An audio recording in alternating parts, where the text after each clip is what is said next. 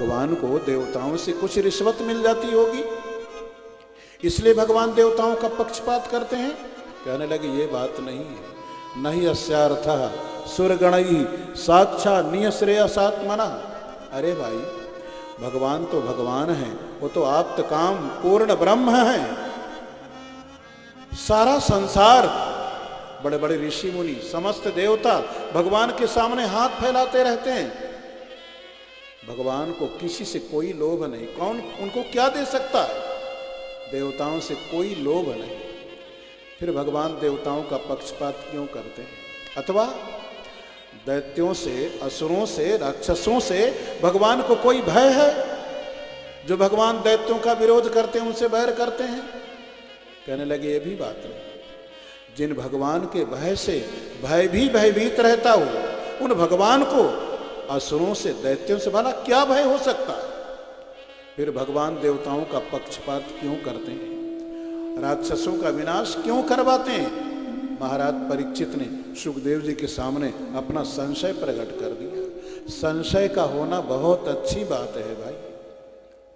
आप कथा सुन रहे हैं, आप कथा सुन रहे हैं, अगर मन से सुनेंगे तो कोई ना कोई संशय आपके मन में जरूर आएगा। ऐसा कैसे हो गया, ऐसा कैसे हो गया? अगर मन से सुनेंगे तो किसी अच्छे ग्रंथ का अध्ययन करेंगे, उसका मनन करेंगे, तो कोई ना कोई संशय आपके सामने जरूर आकर के खड़ा हो जाएगा। और ये अच्छी बात है। संशय हो तो किसी संत महापुरुष के चरणों में जाकर के उस संशय का निवारण कर लेना चाहिए। लेकिन एक शर्त है, संशय के साथ में श्रद्धा हो, अहंकार ना हो। एक कहने लगा हम कुछ जानते भी नहीं और किसी की मानते भी नहीं। ऐसा योद्धा, उसे कौन पराजित कर सकेगा? कहने लगा हम कुछ जानते भी नहीं और किसी की मानते भी नहीं। अर्जुन को संशय हुआ महाभारत की युद्धस्थली में, लेकिन अर्जुन में श्रद्धा है। भगवान से निवेदन कर दिया, शिष्यस्ते हम साधि माम त्वाम प्रपन्न, मैं आपका शिष्य हूं, मेरा अनुशासन करो, मुझे कर्तव्य का बोध दो। तो अर्जुन के संशय ने गीता जैसे ज्ञान को प्रकट कर दिया। रावण को भी संशय हुआ, रावण को भी संशय हुआ, राम ब्रह्म है या राम मनुष्य हैं? और देखिए, रावण को गुरु के रूप में प्राप्त हैं, सदगुरु के रूप में प्राप्त हैं भगवान शंकर। कितनी सुविधा उसे, ऐसा कोई प्रश्न नहीं जिसका समाधान भगवान शंकर ना कर सकें। रावण को संशय हुआ तो अपने सदगुरु भगवान शंकर के पास में जाकर के संशय का निवारण कर सकता था। लेकिन रावण को इतना अहंकार है, इतना अहंकार है, वो कहता है मैंने शंकर जी को सदगुरु बनाया, ये तो मेरी कृपा है। वैसे तो बुद्धिमान मैं ज्यादा हूं, मेरे 10 मस्तक हैं और शंकर जी के 5 ही मस्तक हैं।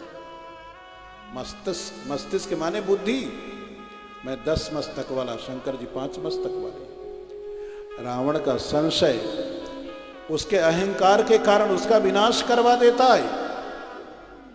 महाराज परीक्षित ने सुखदेव जी के चरणों में जो संशय रखा उसमें श्रद्धा है। सुखदेव जी कहने लगे, राजन तुमने बहुत सुंदर प्रश्न किया, बहुत सुंदर प्रश्न किया। साधु पृष्ठम महाराज हरिश्चरितमद्भुतम् यद भागवत माहात्म्यम भगवद भक्ति वरदानम, भगवद भक्ति वरदानम। सुखदेव जी महाराज परीक्षित से कहने लगे, राजन तुमने बहुत सुंदर प्रश्न किया। तुम्हारा प्रश्न भक्ति की महिमा को बढ़ाने वाला है, भगवान की महिमा को बढ़ाने वाला है, भक्ति की महिमा को बढ़ाने वाला है। यद्यपि परब्रह्म परमात्मा निर्गुण है, निराकार है, निष्पक्ष है, समदर्शी है, भगवान किसी का पक्षपात नहीं करते, वो समदर्शी हैं। लेकिन ऐसा मालूम पड़ता है कि भगवान पक्षपात करते हैं। देखिए, पंखा पंखा चलता है तो पंखा हवा देता है, ये बल्ब जल रहे हैं, बल्ब प्रकाश कर रहे हैं, कूलर चलता है, कूलर शीतलता देता है, और हीटर ताप देता है। ये जितने यंत्र संचालित होते हैं, ये ध्वनि विस्तारक यंत्र ये चल रहा है, ये जितने भी यंत्र संचालित होते हैं सब के सब विद्युत शक्ति के द्वारा, बिजली के द्वारा संचालित हो रहे हैं।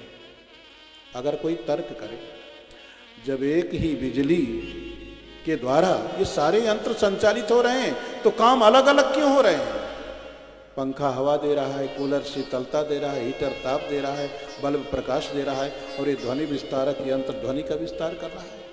एक ही बिजली से सारे यंत्र चलते हैं तो काम अलग अलग क्यों हो रहे हैं?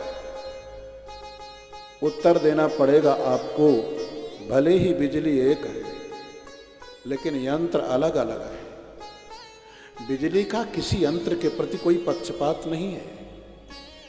बिजली का काम है गति देना, और बिजली से जैसा यंत्र जोड़ोगे वैसा काम होने लगेगा। बिजली का कोई पक्षपात नहीं, उसका काम गति देना, जैसा यंत्र उससे जोड़ोगे वैसा काम होने लगेगा। इसी प्रकार परब्रह्म परमात्मा अनंत अनंत शक्तियों के भंडार हैं। हम सांसारिक जीव अपने हृदय की भावना का जैसा यंत्र उन परमात्मा से जोड़ेंगे, वो भगवान हमको वैसे दिखाई देने लगेंगे, वैसे मालूम पड़ने लगेंगे। अगर भाव का संबंध जोड़ेंगे तो भगवान हमारे अपने मित्र के रूप में, स्वामी के रूप में, सखा के रूप में दिखाई पड़ेंगे। और अगर भगवान से शत्रुता का संबंध हमने जोड़ा तो भगवान शत्रु के रूप में दिखाई देने लगेंगे। इस संबंध में सुखदेव जी एक प्राचीन इतिहास का उद्घाटन करते हुए कहते हैं, जिस समय धर्मराज युधिष्ठिर का राजसूय यज्ञ हो रहा था, उस राजसूय यज्ञ में ये प्रश्न आया, इसमें प्रथम पूजन किसका होना चाहिए? बड़े बड़े महापुरुष उपस्थित थे, कोई बोल न सका। तो जरासंध का पुत्र जिसका नाम था सहदेव, उसकी छोटी ही अवस्था थी। भरी सभा में सहदेव उठ करके खड़ा हुआ और कहने लगा, जिस सभा में अनंत अनंत ब्रह्मांडों को स्वामी साक्षात परब्रह्म परमात्मा भगवान श्री कृष्ण चंद्र विराजमान हैं, उस सभा में इन भगवान को छोड़ करके किसी दूसरे का प्रथम पूजन कैसे किया जा सकता है? सहदेव ने जब ये कहा तो जो बड़े बड़े महापुरुष उपस्थित थे सब ने समर्थन कर दिया। सहदेव बिल्कुल ठीक कह रहा है। छोटा सा बालक भी अगर उचित बात कहे तो उसको स्वीकार करना चाहिए। अब तो धर्मराज युधिष्ठिर भगवान श्री कृष्ण का पूजन करने लगे। वैसे तो भाई अगर व्यवहारिक रिश्ते में देखें तो धर्मराज युधिष्ठिर भगवान श्री कृष्ण के मान्य पक्ष में है। धर्मराज युधिष्ठिर भगवान के मान्य पक्ष में है, अवस्था में भगवान से बड़े हैं। भगवान जब जब आते हैं तो धर्मराज युधिष्ठिर के चरणों में प्रणाम करते हैं। धर्मराज युधिष्ठिर को बड़ा दुख होता है,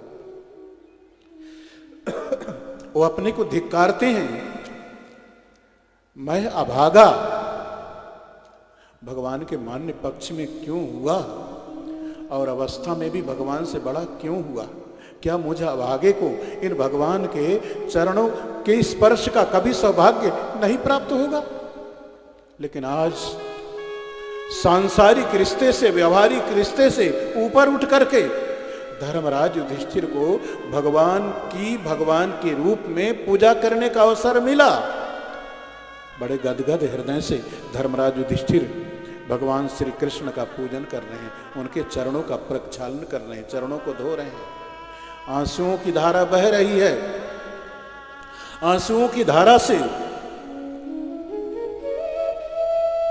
धर्मराज युधिष्ठिर भगवान के चरणों का प्रक्षालन कर रहे हैं। बड़ा भावपूर्ण दृश्य उपस्थित है। लेकिन वहीं पर आया है भगवान से द्वेष करने वाला चेदि नरेश दमघोष राजा का पुत्र शिशुपाल। शिशुपाल का ऐसा नियम था, हमने संतों के श्रीमुख से सुना है।